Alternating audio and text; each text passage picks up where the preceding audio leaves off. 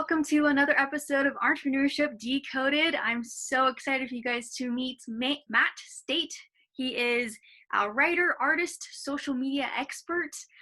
So thank you, Matt, for coming on today. How are you doing? Great, thank you. Thank you for the invite. It's lovely to meet. Yeah, lovely to meet you too. So you're a successful expert on social media using TikTok, as we can see as your background.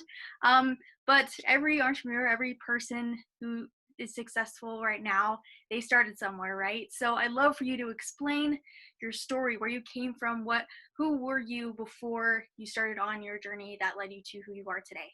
Well, if I give you the very condensed version, because it can go on for a while. So the very condensed version is I come from not a very nice start in life. It was a difficult family upbringing. There was a lot of violence in the home.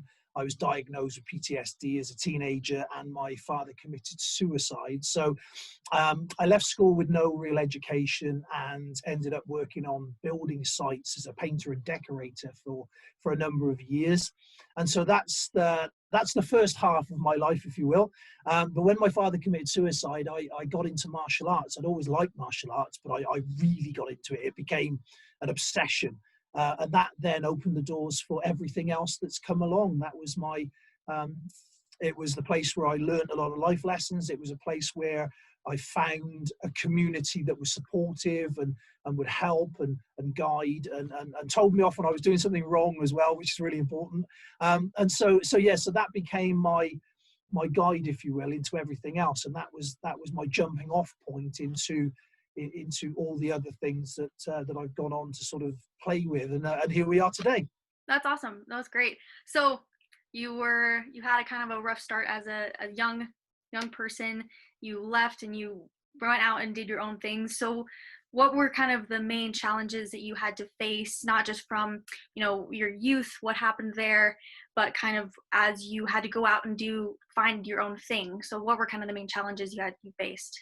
Oh, there's been several over time. There's the obvious ones, which is having to pay for yourself and pay for everything and just get through life when you don't have any support network or family or anything like that that's going to sort of help out with that. Things like buying your first home, getting a car, paying for an education, all of those things become incredibly challenging. So when I first started, I was going to college and I was working nights in a nursing home. So for 4 nights a week, I would work 12-hour shifts where I would look after very elderly people, and then I would go straight from there to college for the day. And so I literally catnapped 4 days a week for the entire length of the college course. So that was just one example of sometimes how it was challenging, but it also taught me a great work ethic, a real understanding that no matter what the obstacle is, there is a way over or around it, and it's just a case of knuckling down and just keep banging away. Sooner or later, it'll come good. Awesome. So, like you said, you kept working hard, you kept getting that work ethic and just have that motivation and drive. What were your whys, and what gave you that motivation to just keep going, to keep, working those long hours and staying at school and just working almost 24/7? What were the things that just kept you going? Oh, there was a long period in the middle where I just sort of worked on building sites, so on and so forth, and that was kind of where I was at. But it was the martial arts, as I've already mentioned, that sort of drove me on. And when you start achieving at something and being told that you can do something, it's kind of infectious. And when you start having a little bit of success with something, I mean, the fact that you're doing what you're doing at the age that you're doing it is amazing, and all credit to you. I wish I'd have had your ability to go out and grab stuff when I was your age. Unfortunately, it took me a little while longer. But when I did start figuring out that you could have success, and then success breeds on success, and you do something well and you get rewarded for it, and then I want to do something else. And then I started wanting to push against the boundaries of what I've always been told. So in the UK, there's a very structured class system. And so you have the working class, you have the middle class, and you have the upper class. And I was very much working class, and I was told that the best I could ever hope for was to have a job, work until I was really old, maybe live a couple more years if I was lucky, and then sort of drop dead.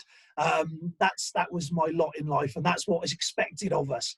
But I didn't want to do that. And so And so I started actively trying to find ways to change that outcome so that that didn't have to be the way that it was.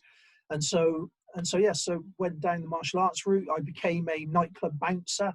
I worked in security for many years, and that was a great learning curve as well, because I learned all about communication and conflict and fear.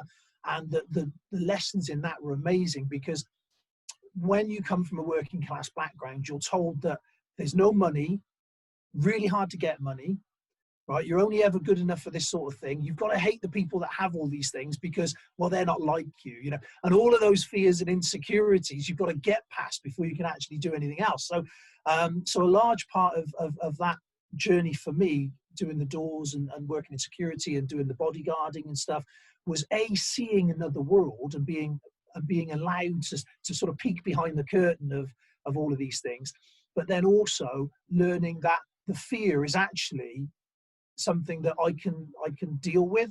It's just in my head. And that was really interesting, because once you strip that away, once you take away the fear part of it, actually, literally anything's achievable.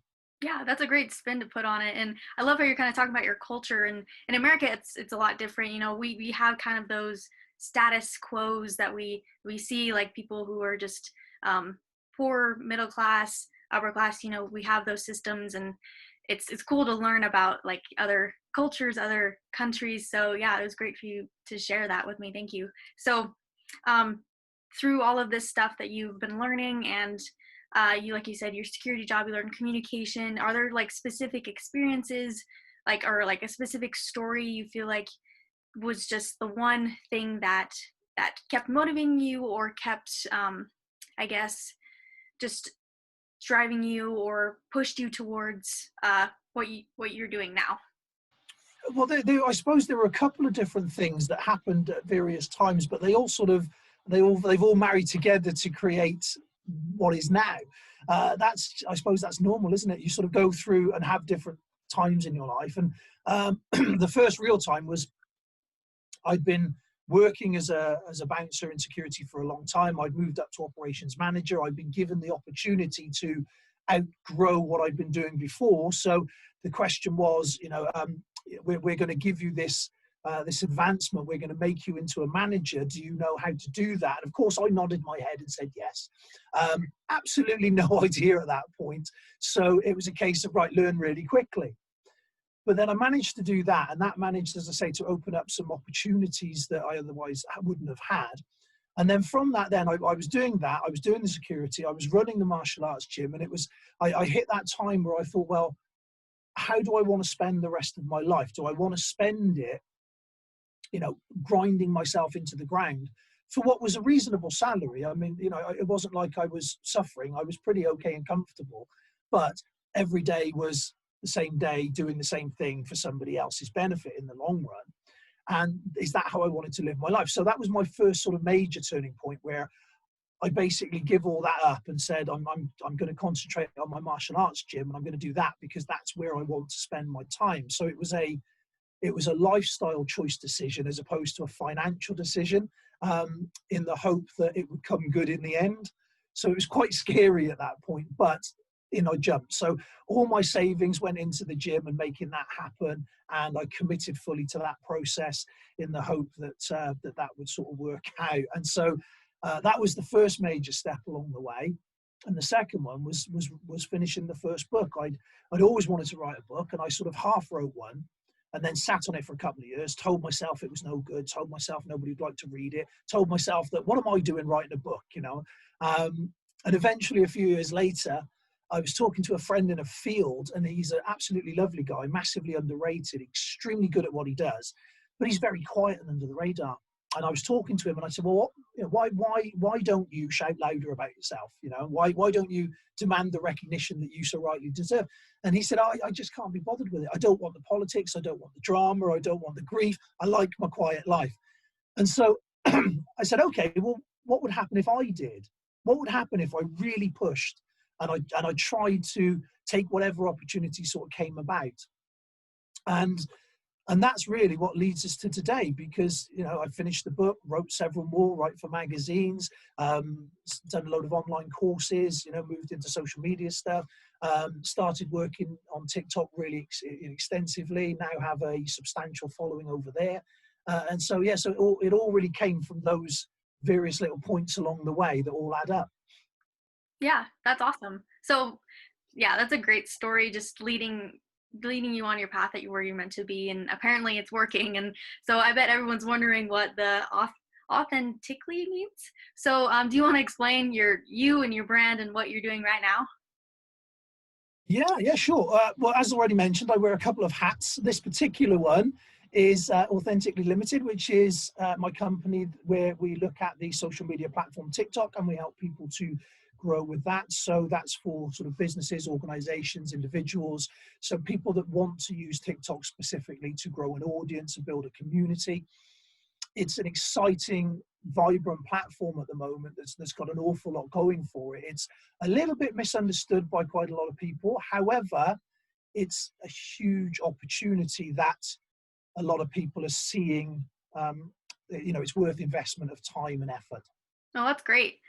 Yeah, even though I'm young, I still kind of are trying to figure out TikTok. So I think a lot of people are either they don't understand it or they don't think they can take it as a business perspective or can really market on there. So what's kind of the biggest problem you see, like business owners or leaders, entrepreneurs, as they try to figure out this platform? What's kind of the biggest problem that you think they have when doing it?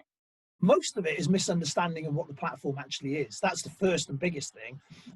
So people assume that it's not actually very big, because they're not involved with it, when in actual fact it's the most downloaded app there is now. It's grown absolutely massively. It's huge. The latest numbers that have come out absolutely huge, so it can't really be ignored like that anymore. The second thing that people think is that it's full of 12-year-olds lip syncing, and yes, there is elements of that in it, most definitely, but it's outgrown that now quite a lot. So the numbers now are showing that it's a significantly older audience coming in, and there's a huge opportunity now. So as an example, in Europe, TikTok have just announced they're putting 15 million pounds into promoting educational content on the platform, because they want to grow in the same way that Facebook, Instagram, they all grew with their audience as they matured. TikTok is looking to do the same. So that's the second part of it. And the third part of this is really important, and that is you don't have to act like an idiot to be on TikTok. That's the thing that a lot of people think. They think they have to act like a fool, when in actual fact you don't. It is a fun platform, and thank goodness for that, because Twitter's full of really angry people shouting at one another. Facebook's full of a lot of middle-aged moany people. And so TikTok at the moment is a nice place to be, because it's a little bit of fun. And so, so we like that. We like that. That makes sense. That's really funny. I love that explanation of the different platforms. I think you're spot on with that.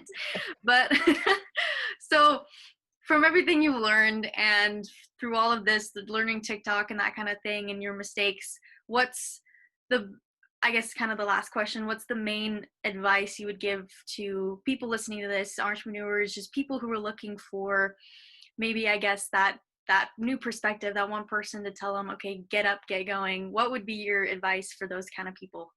I would actually, if it's okay, I would actually squeeze two into that. The first thing I would say is, don't listen to the people that say you can't, right? Just pay no attention to that, because there's going to be a hell of a lot of that noise in your people. They will all tell you that you can't do something, you shouldn't do something, but don't listen to that. Just because they can't do it doesn't mean that you can't. That's the first thing.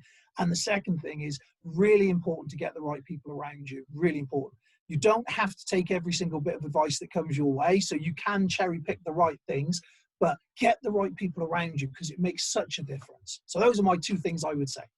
That's awesome. That's perfect. I think that'll really give people value. And a lot of people kind of say the same things, but when they hear it from someone else or someone that's, they can resonate with more. And I think it'll just give people a lot of value. So I don't want to take up too much of your time, Matt. Thank you so much for being on this episode today. I really appreciate your value and sharing your story with me, and then the people listening, watching. So I really appreciate that. Oh, no, I appreciate coming on, and I'm really looking forward to seeing your journey and how you progress. Yeah, thank you so much. Yeah, so anyone watching, listening, Matt's information, his like TikTok experts and all of his stuff is down below if you want to connect with him in any way. You guys know that my ebook is now live, so if you guys want to get that, as a success secret guide that provides you information about new consumer behavior, some secrets here and there, just how to traverse through the new market and dominate. So don't forget, that's down there below too. Thank you all so much, and thank you, Matt, again. I really appreciate your time. My pleasure. My pleasure. Thank you. Thank you.